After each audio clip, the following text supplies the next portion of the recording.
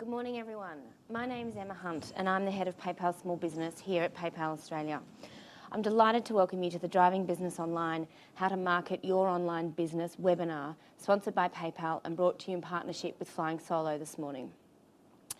For everyone online this morning, I don't need to tell you that technology is driving a huge amount of change in the way we do almost everything. And the way we shop is one of the first areas that we're seeing huge change in. There's enormous growth happening in Australia's e-commerce market, and we're seeing growth rates in Australian e-commerce move from single-digit rates in 2009 to 11 and 12% growth rates in 2010, 2011. And the other big thing that's happening in the last 12 months has been the explosion of mobile commerce, as more and more of us use iPhones and iPads and other smartphones to shop online. And we're seeing that sales via mobile devices has grown around 500% year on year, which is just extraordinary. So not only is the market growing at a rapid rate, but there's also quite a significant change in the model happening. And the lines across traditional online and offline retail channels are blurring as we see the emergence of multi-channel or even omni-channel retail models. Situations where we research a product online, we then might buy it online but pick up in store, or we're actually in store and we buy online in a store and have the items that we've just bought delivered. So our customers are using lots of different ways to research products that they want to buy and then ultimately buy and have those items delivered. And as businesses, we need to make sure that we're where our customers are. And this isn't straightforward. These webinars and indeed the Driving Business Online program are designed to help you, to keep you informed of the trends that we're seeing across the e-commerce market. And we hope to provide you with information to help drive your business forward and succeed in this really exciting space. In the last month, we've relaunched the Driving Business Online Roadshow, holding events in Parramatta and Canberra with close to 400 businesses joining us. And a common question we're being asked is, well, okay, I've got a website, so I'm online. Now, how do I make sure my website is being found by people? How do I make sure I'm where my customers are? And what should my marketing strategy look like? So I'm really pleased to be joined this morning by Michelle Gamble, Chief Angel at Marketing Angels, and Andy Huang, who heads up small and medium business marketing for Facebook across the Asia region. They will share with you their expert views on how to market your online business. But first, let me introduce Robert Gerish from Flying Solo, who will then introduce our guest speakers. Robert is the founder of Flying Solo, Australia's micro-business community with 50,000 members. He's a popular keynote speaker himself and has been a commentator on ABC Four Corners, Sky Business and ABC Radio, and has co-authored the best-selling book Flying Solo, How to Go It Alone in Business. Flying Solo are working closely with PayPal on our Driving Business Online program. Robert, good morning. Good morning, Emma. Thank you so much. Well, we'll be hearing more from you a little later. And a big thank you to everyone who's listening. I'm sure you're going to learn heaps from the fine speakers we have lined up for you. Now, we'll be taking a couple of questions at the close of each speaker's presentation, so please be sure to use the Ask a Question tab on the right of your screen during the webinar. I should tell you we won't be able to get to every question, but fear not, we'll share direct contact details for each speaker at the close so the conversation can continue. I'd also reassure you that this webinar is being recorded and we'll send you a link to that recording within the next couple of days. Okay, let's get moving. Our first segment is from Michelle Gamble, who's the founder and chief angel of Marketing Angels. Michelle is an entrepreneur who's built Marketing Angels from the ground up after starting it from her spare bedroom 10 years ago. Her business has a team of consultants in Sydney, Melbourne, Brisbane and Perth, and has grown into Australia's leading marketing agency for small to medium businesses, providing marketing education, advice, and outsourced marketing management. Before starting Marketing Angels in 2001, Michelle was part of the internet marketing revolution in Australia, working with both Telstra and Optus across their internet products. She's a regular blogger for Dynamic Business, writes a monthly column in Australia's leading franchise magazine, and is a board member of the Entrepreneurs Organisation Sydney and the Children's Medical Research Institute. So to outline her presentation and firmly immerse us into the world of online marketing, I'd like to welcome Michelle Gamble. Thank you, Robert, and also PayPal for the opportunity to share some thoughts on marketing your online business today. I'm aware that there are some really diverse businesses attending today, so I'm going to give some brief and relevant information on the branding and design considerations that apply specifically to online businesses, the role and importance of search engine optimisation, otherwise known as SEO, how to build a customer database for email newsletter marketing, and some tips to make sure that marketing is effective. And then we'll get on to social networking and some do's and don'ts for using social media. And then finally, I'll sum up with a little chat about paid online advertising options. Fantastic. Some specific things to note when it comes to branding and design, specifically for online businesses. When designing, it's really important that you think through how much space your logo is going to take up on your website.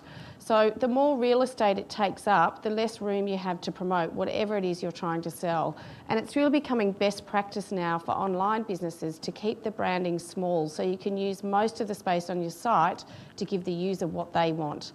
So when you're looking at your branding, it needs to work on a screen in a smallish size. And then even if it's not stated, it's really important to have a clear and compelling brand promise. It's how you differentiate yourself from your competitors. So if you look at Zappos, they're one of the most successful online retail businesses in the US, and their brand promise is all about delivering happiness. Their tagline here that you can see, powered by service, is really brought to life by their key messages displayed right at the top of their site.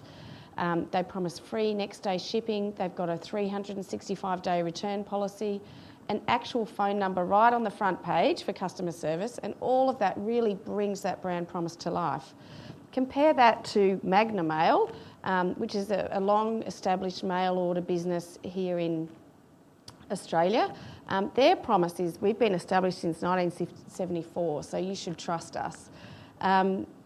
I'm not sure I really believe that. I ordered something from these guys actually, and it took about 14 days to turn up. Now I live in Manly and this business is based in Brookvale, so I rang the customer service line after I'd waited a few days just to be told that there was a really long call queue. So then I hung up and had a dig around the website to find out about delivery times.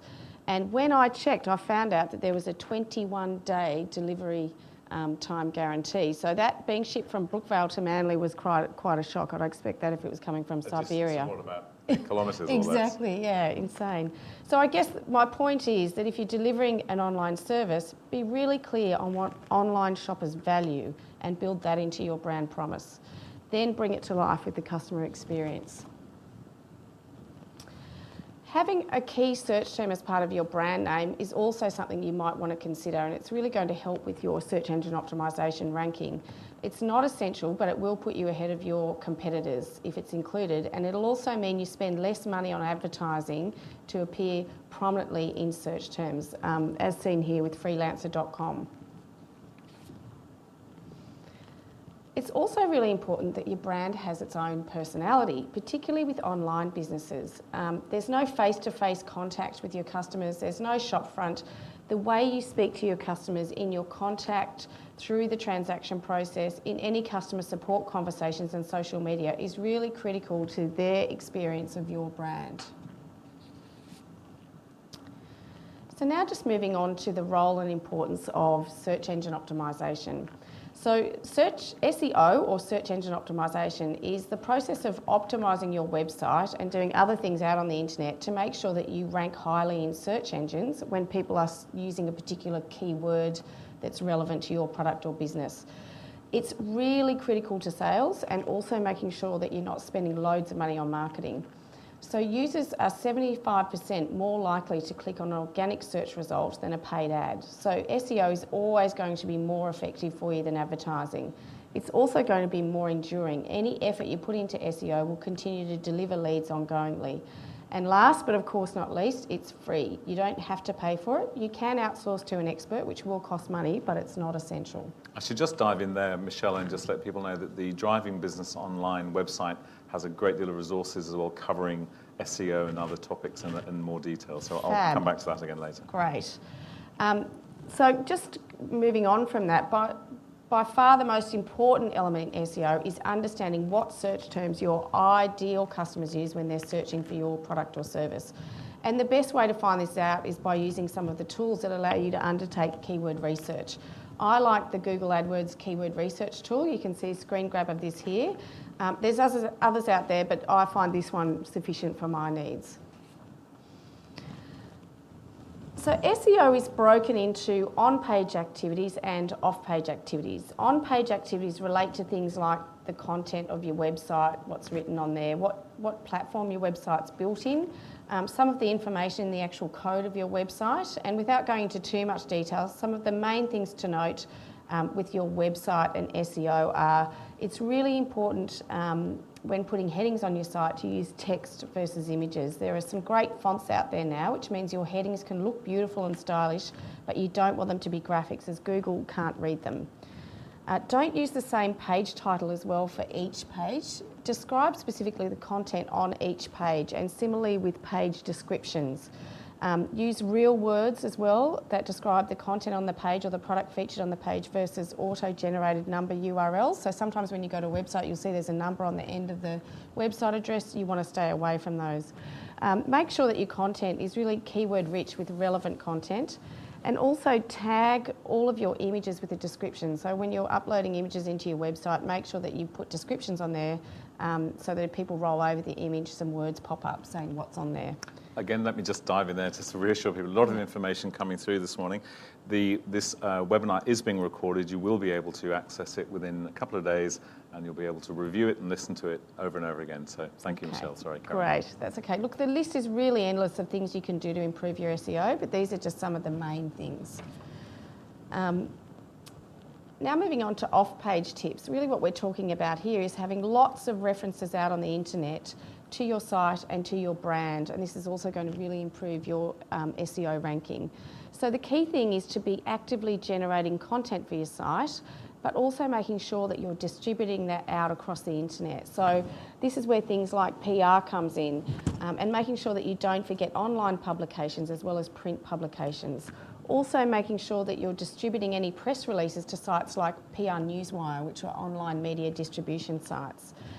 Running a blog on your site is a great idea, but also guest blogging on other sites. Using video, uploading that to YouTube and other video sharing sites like Vimeo will create important backlinks to your site.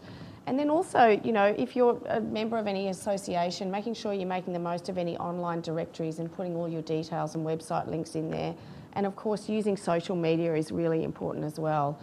We've got a great client, OpenShed. They're a recent startup site. They're an online business, and they do this stuff very well. So I suggest checking them out and seeing how well they're doing. What's the nature of their business, out of interest?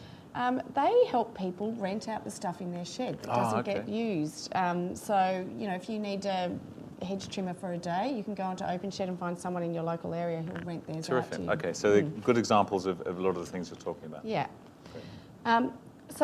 But for SEO to be really effective, you absolutely need to be measuring it. And Google Analytics is a really great free tool that I'm sure lots of you are already using, but perhaps you don't set up goals in Google Analytics. You should be using the goals section in Analytics and then measuring goal conversion.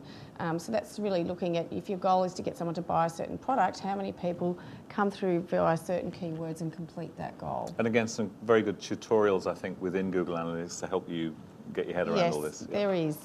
And there are also tools out there that allow you to track leads and sales by search terms. So at Marketing Angels, we use a CRM system called Zoho that actually allows us to track leads by search terms and then subsequently dollar value. So you can see here this lead came from a Google search using the keyword hotel marketing consultant, and this gives me really important information on keywords that deliver the most revenue to my business.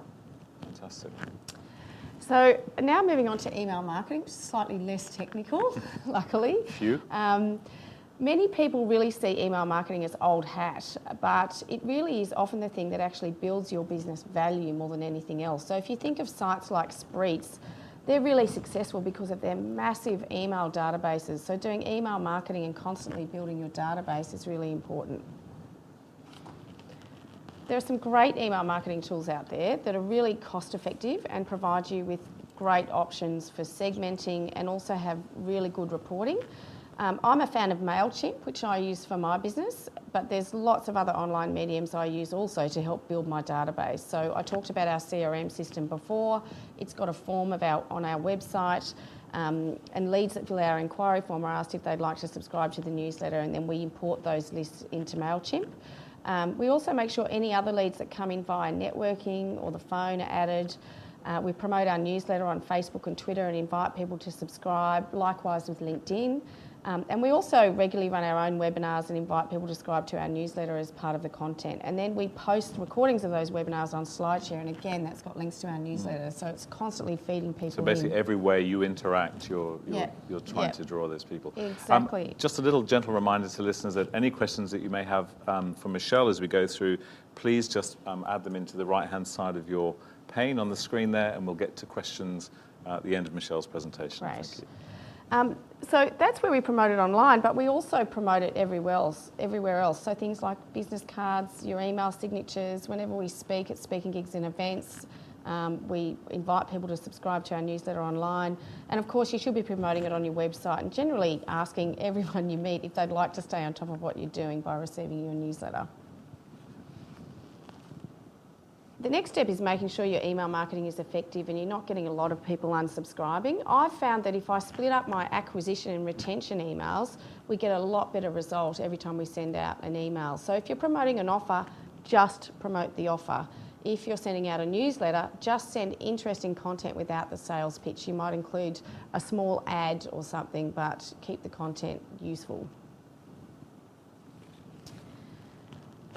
So social media is really changing the way we all interact with each other, and the options can actually be quite overwhelming, I think. But done well, it can be a really great brand builder, which does lead to sales. So social media is important, but I think often we skip over that customer experience is more so. So it's really important to make looking after your customers your number one priority over gaining, X number of followers.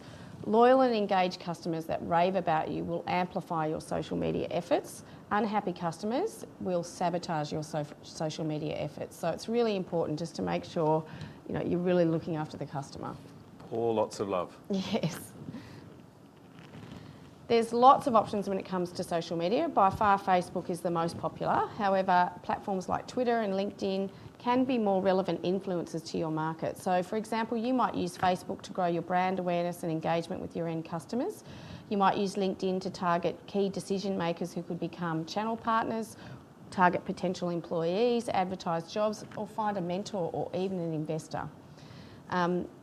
You might use Twitter to specifically raise your profile amongst key journalists for PR purposes. And Google+, I'm not quite sure about yet, but it seems to be adopted by early adopters.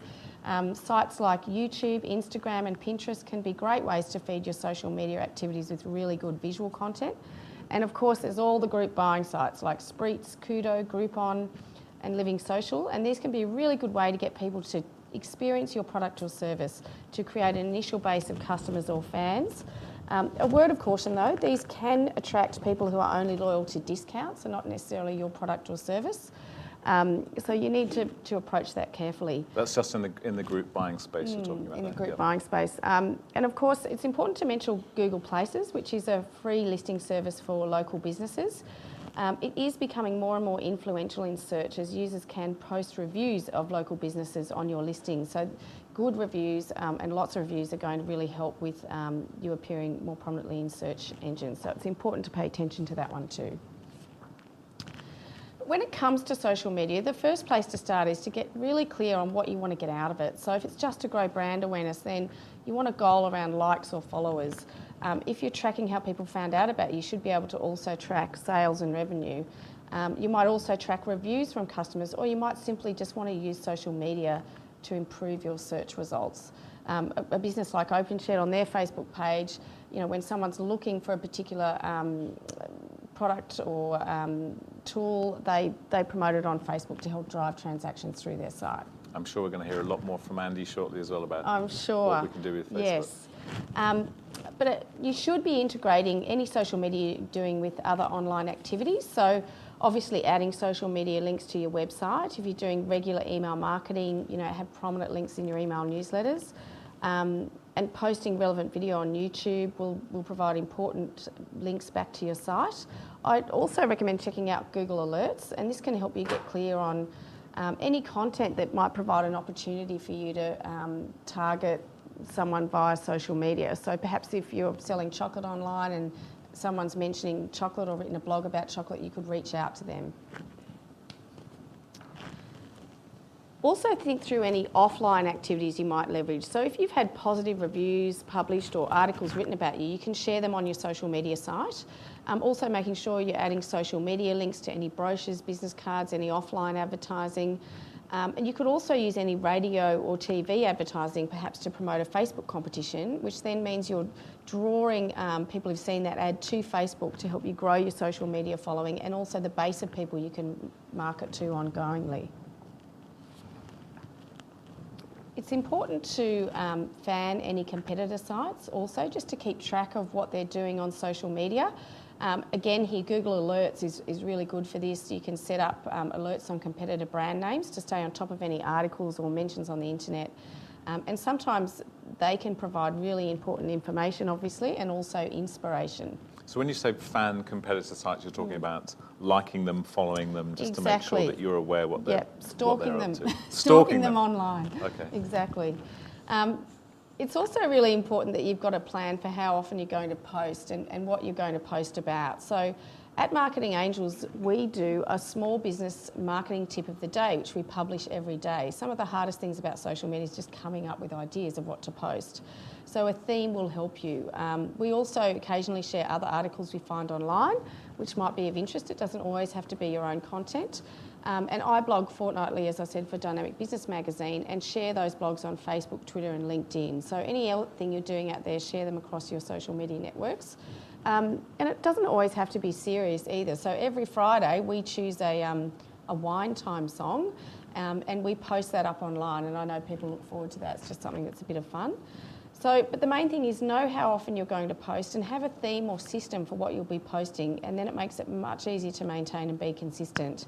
And if you're using multiple social media platforms, you can use dashboards like Hootsuite and TweetDeck to do one post and then choose which sites you want to syndicate that out to.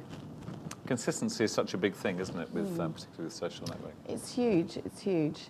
And it's also important to make the most of what's topical. So you might make sure you make the most of any major events and, of course, in your industry, seasonal or topical happenings. So here, this is some of our staff having a short drink before we break for the Easter weekend, and you can see here that they've got their bunny ears on, and this is something we posted up on Facebook.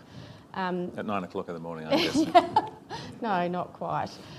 You could run offers around peak holiday periods like Easter, the end of the financial year. If you're running events, promote them on Facebook, particularly if it's things like, around Australia Day, the Olympics, even the grand final. Whatever's topical right now. And if you plan those well in advance, you're less likely to miss any opportunities. So once you've started a rhythm of updates, and importantly, if you've progressed to, say, running competitions and perhaps doing Facebook ads, it's important you measure how you're tracking. You'll learn more about this from Andy, of course, but Facebook in particular makes it really easy, providing real-time online reports, and you can measure things like comments, reach, how many people are reading your posts, and even traffic to your website if you're using tools, again, like Google Analytics.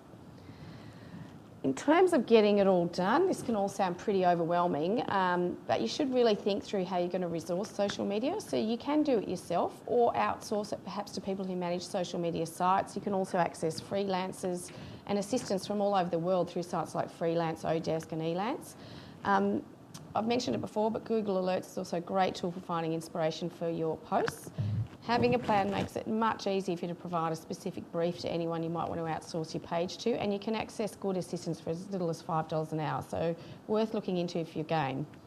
I do suggest, though, before outsourcing, do it yourself for a little while just to get a feel for it, so you can get a feel for what's working or not working. Finally, a quick overview of paid advertising. There's loads of sites you could advertise on, but I'm just going to focus on the key ones which I find are the most likely to be effective and they're measurable. So there's not many online businesses really that Google AdWords would not be effective for. So I'm showing here where all the ads appear on Google. But you really do need to do your keyword research to make sure you're using specific search terms that accurately describe what you offer. And this is going to make sure you don't burn a lot of your cash on clicks that don't lead to sales. I'd set up Google Analytics as well, like with SEO, and track your conversion. That way you're going to know exactly what ads and search terms lead to the most revenue for you. It's not a set and forget medium. You need to be diligent with tracking and optimising your campaigns. Google display ads are a fairly new thing, but they can also really increase the conversion of visitors that you're currently getting to your website to sales. So these ads are displayed across the Google Display Network. They're banner ads, and they're designed to be served to people who've already visited your site. So what they do is really increase the awareness of your brand to people who've already expressed an interest in your product or service, meaning that when they're ready, they're more likely to buy from you versus a competitor, and they are also really cost effective, so it's worth investigating some of these. Finally, I'm also a big fan of Facebook ads. They're really cost effective and they're highly targeted. You can target by age, location, sex, and also specific interests. They work really well when you've already got a decent fan base, as they can be displayed specifically to friends of people who already like your page. And I think they work best when the goal is to build probably likers to your page versus to try and sell your product directly. Your goal really should be to build fans of your brand who you can then engage further with the aim of them eventually buying from you. So that's it from me. That's a lot of information, so I hope I haven't overwhelmed people. I think that's fantastic. Thank you so much, Michelle. And a lot of information. As I say, this webinar is being recorded, and we'll share that with people in the next few days. So that's good news, I'm sure.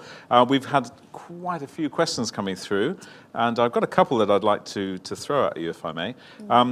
Firstly, what sort of manpower do you think is needed to manage a website and manage online marketing, email newsletters, social media? Imagine a business that's kind of just getting into this space. In terms of manpower, hours, what do you reckon? Look, I think if you devoted 2 to 3 hours solidly a week, you could probably manage a lot of your social media efforts and your online marketing efforts to start with, because you're not going to have a lot of pages, you're not going to have a lot of content. Sure. You could start with something as simple as a weekly blog. Okay.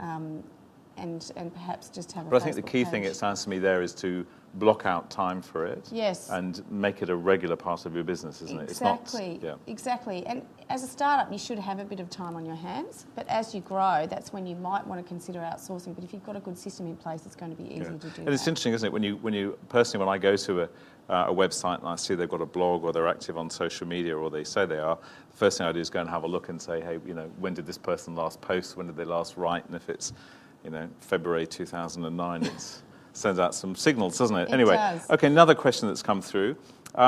With regard to blogging and social media and email marketing, is it good, do you think, to duplicate content across all of these, or is it more effective to kind of tailor and write content for different channels? I can see the benefit, obviously, in using the same stuff everywhere, but what's your take on that? Look, I think duplicating content is a really sensible idea, but you might not always duplicate the same content across everything. So perhaps something you've written for Facebook is not necessarily appropriate for LinkedIn, but I think duplicating it is a great idea. And a lot of your customers, won't necessarily read email newsletters, but they might look at their Facebook feed, or they might prefer LinkedIn to Facebook. So, by syndicating that content across other platforms, you're going to make sure you get a good readership. Yeah, okay. And I guess, again, the thing there is just to stop for a second and think, okay, who is this going to, and what's my sort of expectations to how people may interact with me? Exactly. Okay, another great question we've got here. How much should a small business budget, do you think, for social media and SEO? So I guess this is tied up to some extent into the time commitment, but budget for a small business, SEO, social media, any thoughts? Well, you don't need to have a budget. I mean, SEO you can do yourself. Hang on, that's a marketing person who's just said you don't need a budget. This is refreshing. Well, I think SEO you can do yourself, but you need to allocate time. So I think time is what you need to budget in the early days versus money.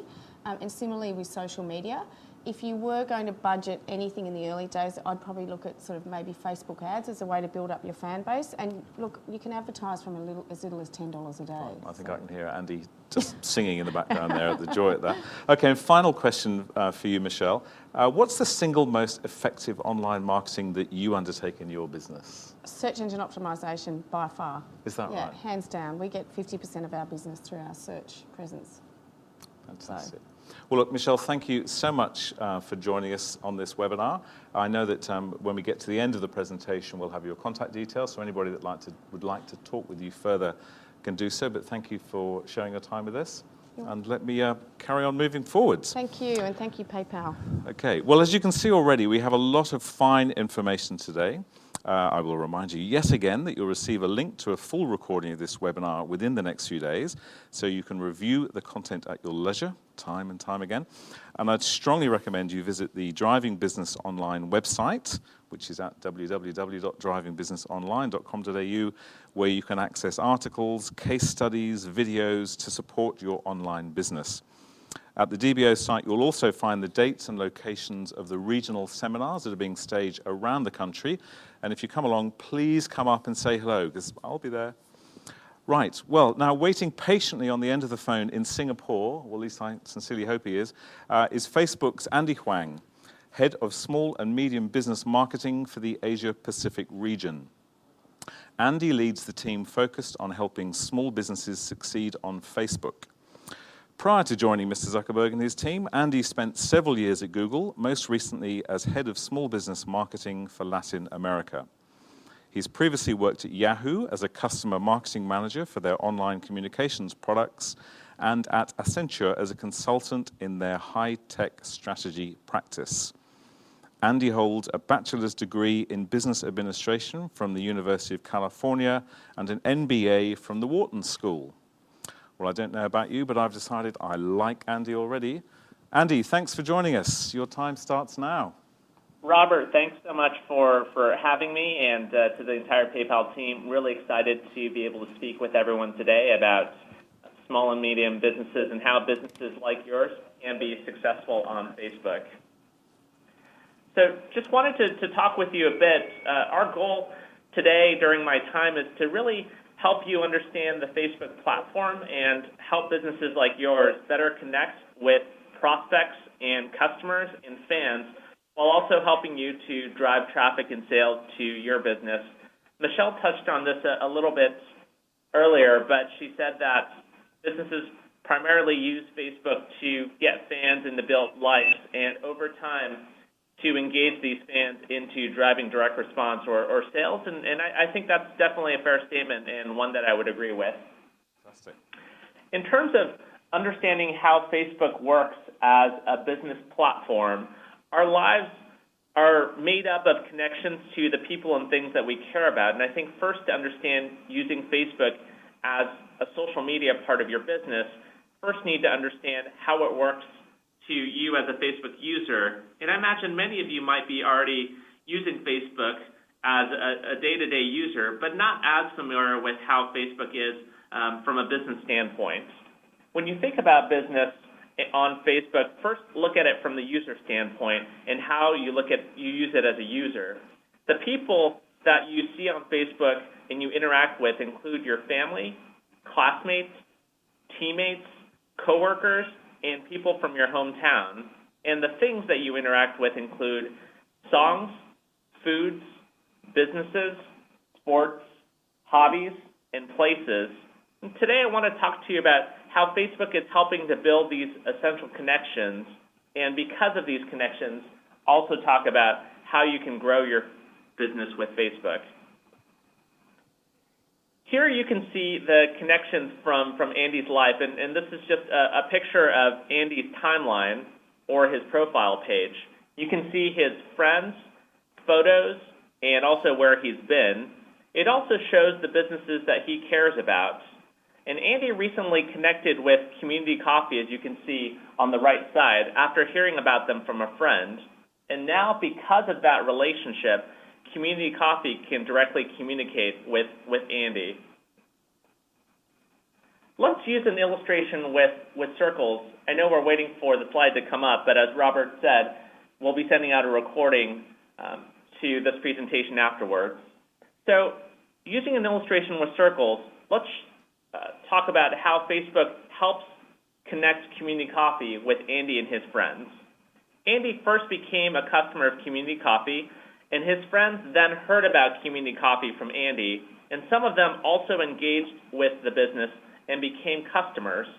This type of word-of-mouth advertising is really nothing new. Community Coffee has been a family-owned business for 4 generations, based out of Louisiana in the U.S. 50 years ago, you can imagine they would have relied on the same word-of-mouth recommendations from people coming into their store, enjoying their coffee, and then telling their friends about it, either in person or perhaps over the phone.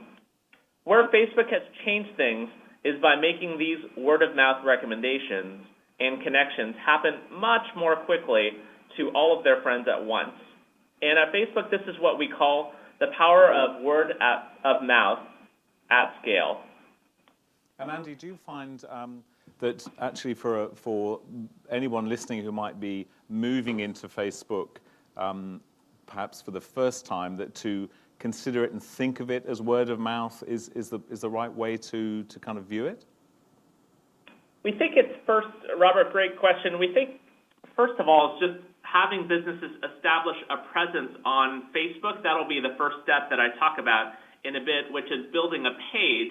And then when you start having fans interact with your brand, then all of their friends see those interactions as well. So each person, each user on Facebook has on average 130 fans, 130 friends rather, and each of those friends are eligible to see any interaction that a friend has with a particular business. So when I say word of mouth, it really is having the actions that you take with a particular business or thing be communicated to all of your friends at once. That's what we mean by word of mouth at scale. Fantastic. People on Facebook we see are already connecting with their favorite businesses, as Andy connected previously to Community Coffee, and telling their friends which businesses and products they love. 80% of consumers said that they were more likely to try new things based on friend suggestion made in social media. Today on Facebook, there are over 950 million people sharing the things that they care about and liking, commenting on 3.2 billion posts per day.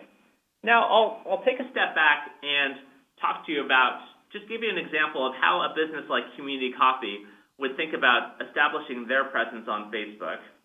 Out of the 950 million people on Facebook, not necessarily all of them will be relevant to Community Coffee because they are interested in selling coffee online as well as bring people into their stores.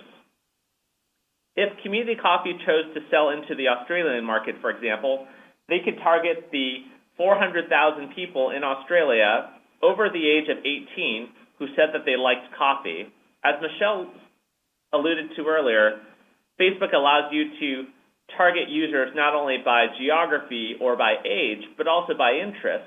So when we looked at how many people liked coffee in Australia over the age of 18, we quickly whittled down the number of people who might be interested in your brand from 950 million down to 400,000. They targeted everyone in Australia because they wanted to get these Australian users to connect to their page and purchase coffee from their online store. Now, if we take another example and say they didn't have an online store, but they had a physical store in Sydney, they could just as easily have targeted the 85,000 people in Sydney who said that they were interested in coffee to get these people to come into their retail stores. Now that I've talked a little bit about Community Coffee, just also wanted to start getting into what we at Facebook see as the 4 steps to success for every business that wants to establish a presence on Facebook. For businesses like yours, the 4 things that we suggest you do, first is to build a Facebook page. Second is to connect with new fans using Facebook ads. The third is really to use your page to engage with your fans and post quality content. And fourth is the word of mouth at scale that Robert and I discussed earlier, really using the Facebook platform to influence the friends of your fans. So now let's get started with step one, building your Facebook page. The first step of building your Facebook page is by filling in some basic information and then getting your current customers, employees, and friends to like your page. Once you do that, you can create your first post and start to engage your fans. One thing that I'll mention is that at Facebook, we pay attention to not only what our users, but also businesses are doing on our platform.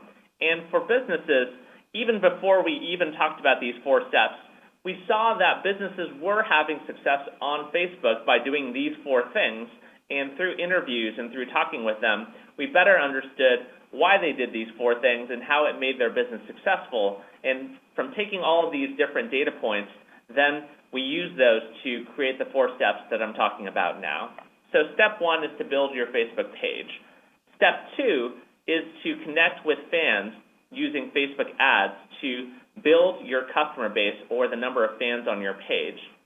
The second thing you'll want to do is to use ads to connect with your fans and build your fan base. Fans are an extremely important part of your business.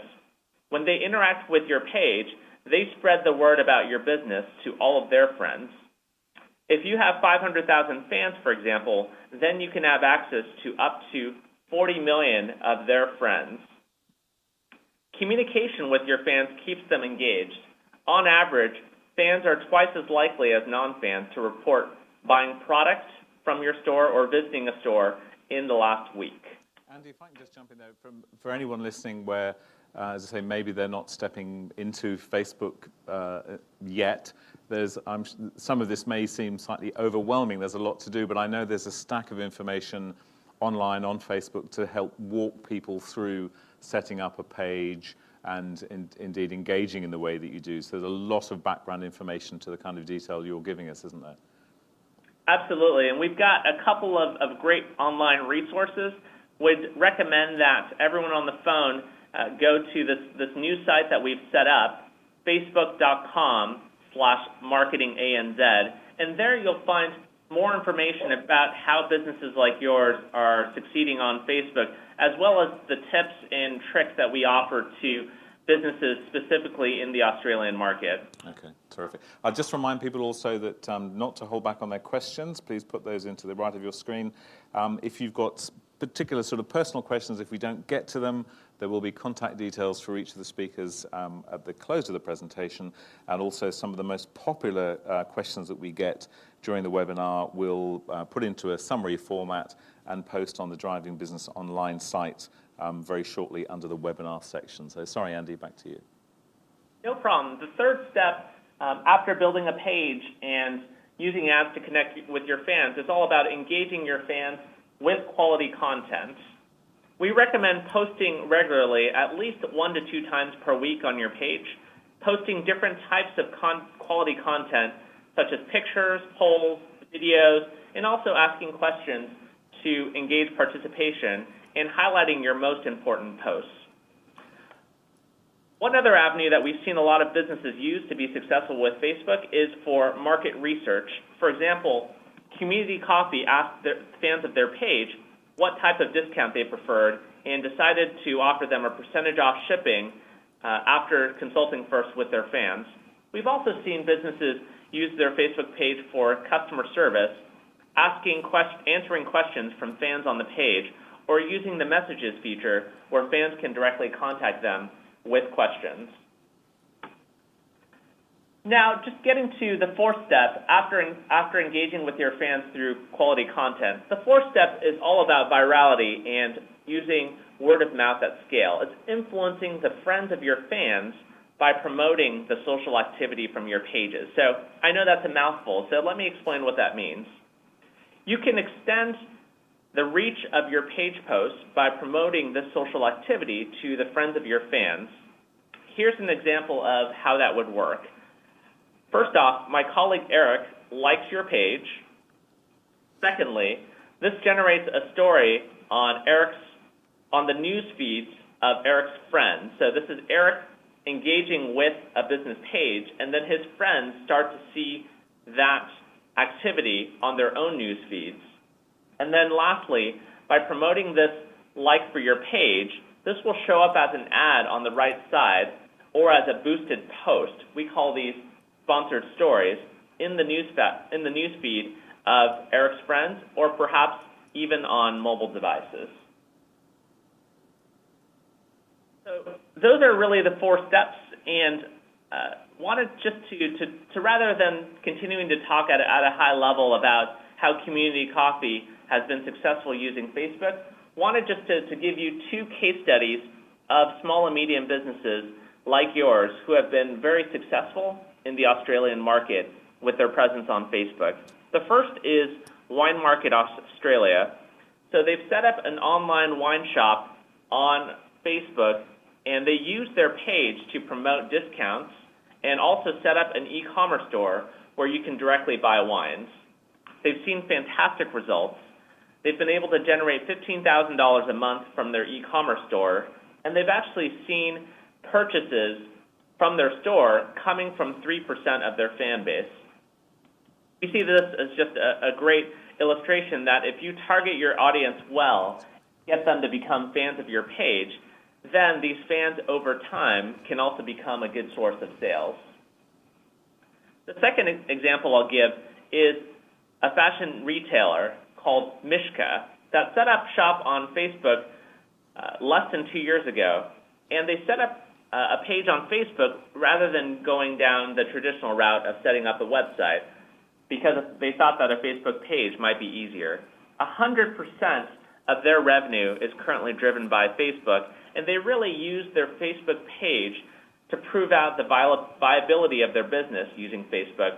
And now they've been able to secure 1,000 unique buyers, and they've had sales increase by 300% year over year. And their success has gotten to the point now where they've started a traditional website to complement their Facebook page to continue to extend the reach that they have to prospects and customers. The last slide I have is all about giving you more resources to learn about Facebook's 4 steps to business success. The first is the resource that I mentioned earlier. Now, I know that the 4 steps to success on Facebook might be overwhelming to some folks that are just getting started with Facebook or really haven't thought about using Facebook in the past for their business. Don't worry about that at all. Would recommend that you go to facebook.com/marketinganz, and there we give you tips and tricks for promoting your business on Facebook, and also show you how businesses like Wine Market Australia and Mishka, businesses in Australia, are having success on the Facebook platform. Secondly, and lastly, we've recently launched a Start to Success program for businesses in Australia to help them with signing up for Facebook. This program also includes having experts from Facebook that can handhold you through the process by helping you create your Facebook page and also setting up your first Facebook ads campaign to promote your business. To learn more about our Start to Success program, you can go to facebook.com/AU Start to Success to learn more, and there's also a free $50 credit to get started when you enroll in the Start to Success program. So once again, Robert and PayPal team, I'll turn it back to you. Thanks so much for the invitation to speak, and hopefully all of you have learned a bit today about how to promote your business on Facebook. Fantastic. Andy, please don't go away. We've got some piles of questions coming in for you, so thank you very much for your presentation. Let's dive into a couple of questions if I can. The first one, really interested to hear your response to this. Do you have any particular tips on getting people to actually like your page? What are some acceptable, successful ways of getting people to like your page? Any thoughts? Absolutely. And the first thing that I would encourage businesses to think about is how would you do this if you had a physical store, let's say in Sydney or Melbourne. If you opened a physical store, the first thing that you might do is to ask all of your friends and family to come into your store and let all their friends know about your products. And online, I think it's very much the same thing. So for businesses, we recommend that you think about yourself as a Facebook user each user on Facebook has 130 friends, and the first step is really to invite all of your friends to become fans of your business.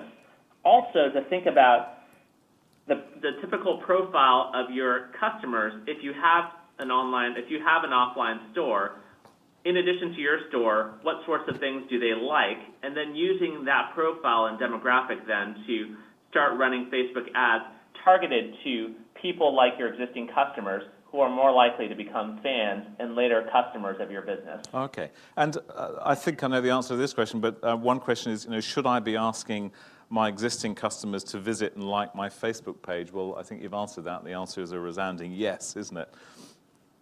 Absolutely. And I think it's important to try and turn your existing customers into your Facebook fans as well, because when your customers come into your store, you want to try and have an ongoing relationship with them, not just when they decide to pick up the phone and call you or when they walk into your store. And asking them to become fans of your page on Facebook means that they are eligible to receive 1 to 2 updates a week from you whenever you post to your Facebook page about new discounts or new products coming out. And this is really the strength of Facebook, is that Australians already spend such a large amount of time on the platform, and while they're there talking to their friends, it's also a good time for them to learn about the businesses that they're connected to. Sure. Are you saying that Australians spend more time on Facebook than other nations? Can't get into the specifics there, Robert, but okay. We're really happy with just how often people are using the platform, because at Facebook, it really isn't about us and how often they're using Facebook. It's really about the amount of time that they're spending time with friends and people and the things that they care about. So we're happy whenever that happens. I'm sure. Okay. Now, another question. How often should I update my Facebook page? Michelle sort of touched on this a little bit in her presentation, but what's your thought in order to keep followers, likers interested? How often do you think a small business should update their Facebook page? We think in general at least 1 to 2 times a week, but it really depends on the type of business that you run. For example, we oftentimes see that with restaurants, sometimes they update their Facebook page 3 to 4 times a day, an hour or 2 before lunch and also dinner, just to let their fans know what's on the menu, what discounts there are, around the same time that their customers and prospects are thinking what to eat for lunch. Okay, so again, what you're saying there is just be very mindful of what you're talking about, not just how often and when you do it. That's right. It's not just looking at the quantity of posts, but also at the quality, and thinking about, and perhaps even talking with your existing fans and customers to see how often they'd like to hear from you. But in general, we recommend a minimum of 1 to 2 posts per week. Sure. Okay, one thing we find actually at Flying Solo with we have our forum community and we have our Facebook community, and it's they sit obviously in different places, and I must say they are very different people, or they respond differently as well. I know if we ask a question on Facebook, we can get sort of 20 or 30 responses pretty well as soon as we finish posting the question. So very, very responsive certainly is our observation of people on our Facebook community. So there's one other particular question here. It says the question is, can you tell me about promote your comment? How does it work, and what should I use this for? So promote your comments. I'm going to guess that this means promote your post, which is a new feature that we've recently launched. Okay. What happens today is that when you post on your Facebook page, not all of the fans of that page automatically receive the updates. For example, when Wine Market Australia posted their page, even though they have 20,000 fans, not all of those fans will receive the update in their newsfeed. And the reason for this is, as a user of Facebook, if you imagine that every brand you're connected to on Facebook, when they post on their page, you would receive an update, there would just be an overwhelming number of posts and of messages in your newsfeed. Promote your post have to do with businesses first posting on their page, seeing very good interaction with the fans that have read that page, and then deciding to pay a bit more to extend the reach of that post to more people. So if you have a post that's working well, we would recommend promoting it to more of your fan base in order to get more of a response. Okay. Okay, so this is, as you say at the opening there, this is a new feature. So, we're familiar with Facebook rolling out lots of new features. So thank you for that response. So another question I've got here is, how do you recommend using polls on your Facebook page, or any other particular features within Facebook that you think we should use to engage audiences? So polls is the key point. Yeah, absolutely. There's different things that you can use, and we find that the most engaging content has to do not just around text, but also posting pictures, posting videos, and asking questions. So one example that I'll give is from a company called Squishable, and they make stuffed animal toys. And oftentimes, before they launch a new product, they'll post to their page and say, we are thinking about launching one of these 3 stuffed animals. Vote for your favorite one, and that will be the one that we end up making. And we find that that's important, not just from a market research standpoint, but it also makes their customers and their fans feel ownership and an affinity towards the company. And they feel good about voting because they feel like they have the decision-making power to then pick the stuffed animal that ultimately gets made. So we think polls are a great way not only to learn more about your customer base, but also to give them say into things that they normally might not, such as what should my next product be, and in the case of community coffee, what sorts of discounts would my fans value the most? Okay, well, I think on that stuffed animal story, we might break with questions there. I should just reiterate, if I can, to those listening that general questions we'll be answering on the Driving Business Online site in a couple of days, so we'll put that up on the webinar section. Any personal questions for each of the speakers, their details are shortly going to be coming on screen. So any personal questions, please just direct them to the speakers involved, as we can't answer on their behalf. So look, we're running very close to the top of the hour, I notice, and if you have any further questions, as I say, please just look at those details on screen now and follow those, and we will respond, or they will respond. And finally, at this point, I'd like to thank Andy again, and I'll hand back to Emma Hunt, Head of Small Business for PayPal, to close today's webinar. Emma. Thanks, Robert. Wow, what a lot to think about. That's been quite an hour. I don't know about you, but I'm feeling really inspired by some of what I've just heard from Michelle and Andy. I definitely didn't take enough notes. So just again, as Robert's mentioned, the webinar will be available on the Driving Business Online website in the next couple of days, and we'll also be emailing a copy of it out to everyone as well. So don't panic if you think you might have missed some of the content. Also, definitely have a look at the Driving Business Online Roadshow schedule, as we might be coming to near to where you live in the coming weeks. The team's in Coffs Harbour next Wednesday, and then in Hobart on the 5th of September, and after that visiting Adelaide, Melbourne and Perth. So do check out the schedule and book in to come and see us if you happen to be in one of those locations, because we'd love that. Again, thank you very much to our speakers this morning, Robert, Michelle and Andy. And thank you for joining us. Time is a very, very precious commodity, and we really appreciate you making the time to join us on the webinar this morning. Stay tuned for our next webinar and for the details of what we're going to cover in that at the end of October. And actually, if there's particular areas that you'd like us to focus on in that upcoming webinar, then my contact details are up on the screen at the moment. So do shoot me an email and tell me areas that you'd like us to cover in the next webinar, and we can try and do that. So thank you again very much for joining us, and enjoy the rest of your day. Good morning.